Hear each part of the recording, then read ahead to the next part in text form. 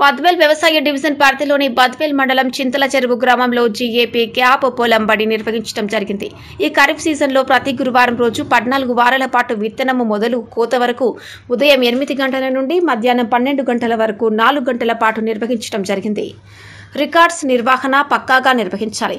పురుగు మందులు అధిక వాడకం అనర్థమని దుష్పరిణామాల గురించి వివరించడం జరిగింది.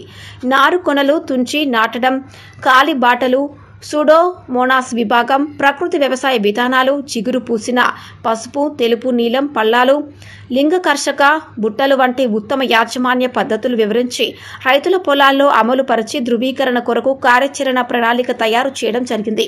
తద్వారా రైతులు తమ ఉత్పత్తులను అధిక ధరలకు అమ్ముకోవచ్చునని పొలం బడి 30 మంది రైతులు 25 ఎకరాల విస్తీర్ణంలో నిర్వహించడం జరుగుతోంది.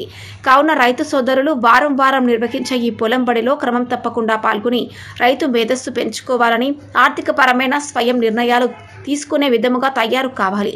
పొలం బడిని విజయవంతం చేయాలి. ఉత్తమ యాజమాన్య పద్ధతులు ధృవీకరణ చేయడం జరుగుతోంది. ఈ కార్యక్రమంలో చింతల చెరువు రైతు సేవా కేంద్రం వ్యవసాయ సహాయకులు ఆనకర్ల పవన్ కుమార్, ప్రకృతి వ్యవసాయ సిబ్బంది, రైతులు, మండల వ్యవసాయ అధికారులు చంద్రమోహన్ రెడ్డి పాల్గొన్నారు.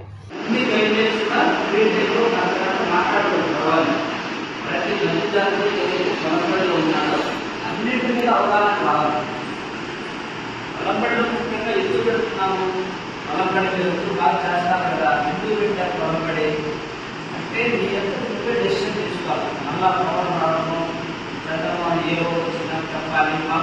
మా ఊరికి ఇప్పుడు వచ్చారు, మాకు అర్థం తినేసింది, ఎవరు చూడలేదు, ఈ మాట కాకుండా పొలంబడి రాము అంటే ఆర్థిక పరమైన నిర్ణయాలు, ఏ మందు కొట్టాలి, ఎంత కొట్టాలి, ఎప్పుడు కొట్టాలి అనే నిర్ణయం ఆ రైతు తన పొలంలో తీసుకోవాలి అని మెయిన్ ఉద్దేశం.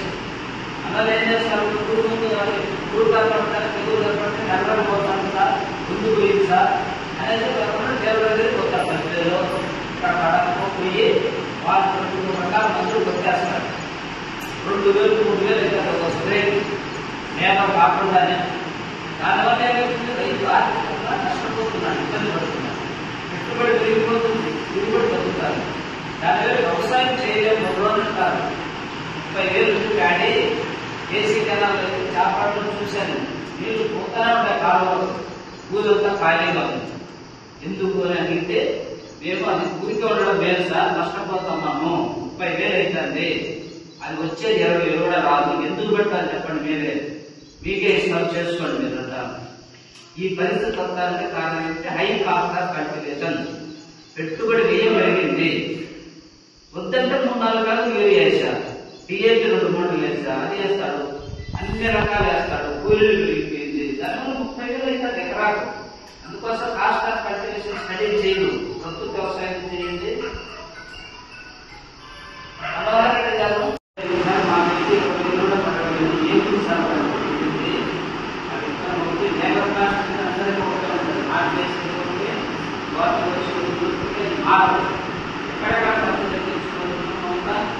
ఏ విషయాలు సేంద్రీయ వ్యవసాయానికి, వ్యవసాయ వ్యవసాయానికి తేడా ఉందా, ఏ విషయాలు మనం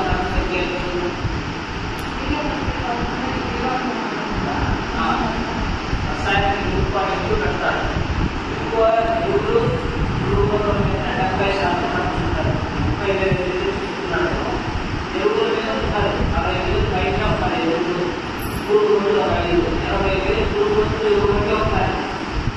ఇంకా ఈ దున్నడము ఖర్చు కూలీలు పీకాలి అంతే కదమ్మా. కాబట్టి అవి ముందు తగ్గిపోయినతో మీకు తెలిసిపోతారు కదా, కార్యపాట చేసి మనం నియమాలు ఉంటే తర్వాత వాయిదా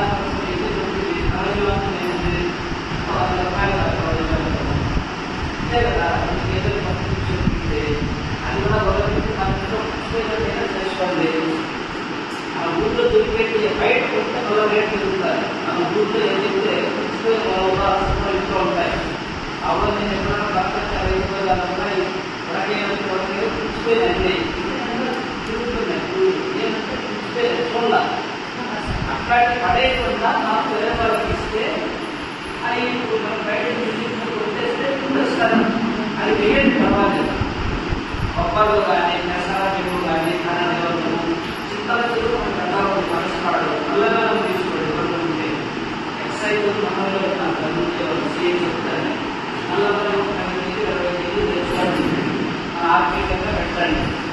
చేసి దాన్ని ప్రభుత్వంతో తయారు చేస్తున్నాం.